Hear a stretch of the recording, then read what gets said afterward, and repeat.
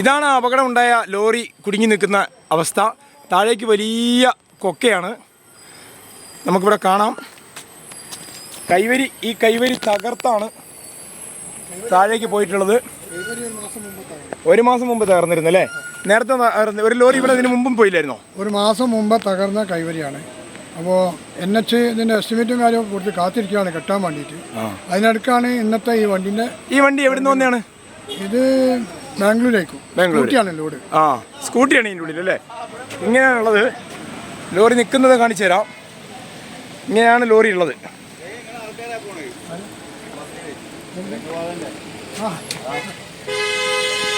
Lorry ഇങ്ങനെ പൊന്തി നിൽക്കുകയാണ്.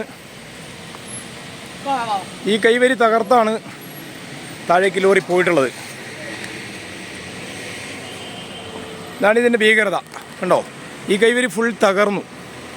ഇവിടുന്ന് ഇങ്ങനെ തകർന്ന് നിയന്ത്രണം വിട്ടു പോയതാണ്.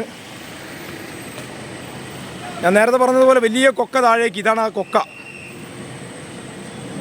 ഇതാണോ ഡ്രൈവറും കണ്ടക്ടറും ഉണ്ടായിരുന്ന സ്ഥലം. ഇതാണോ ആ ഡ്രൈവർ? അല്ല, കണ്ടക്ടറല്ല, സോറി, ഡ്രൈവറും ഉണ്ടായിരുന്നത്. ഡ്രൈവർ പേരെന്താണ് അറിയില്ല. കർണാടക സ്വദേശിയാണ്. അയാൾ പെട്ടെന്ന് ഡിസോർഡറായി പോയി. കയറിട്ട് ഈ ഒരു കയർ നമുക്കവിടെ കാണാം. വാതിൽ ലോക്കായിരുന്നു. ആ വാതിൽ തുറന്ന് ഈ കയറിട്ട് കൊടുത്ത് അദ്ദേഹത്തെ രക്ഷപ്പെടുത്തുകയാണ് ചെയ്തത്. എന്തായാലും വലിയൊരു അപകടമാണ്. അദ്ദേഹത്തിൻ്റെ ജീവൻ രക്ഷപ്പെടുത്താൻ കഴിഞ്ഞു. ക്രെയിൻ കൊണ്ടുവന്നിട്ടുണ്ട്. ക്രെയിൻ കൊണ്ടുവന്ന് ഇനി ഇത് വലിച്ച് മാറ്റണം.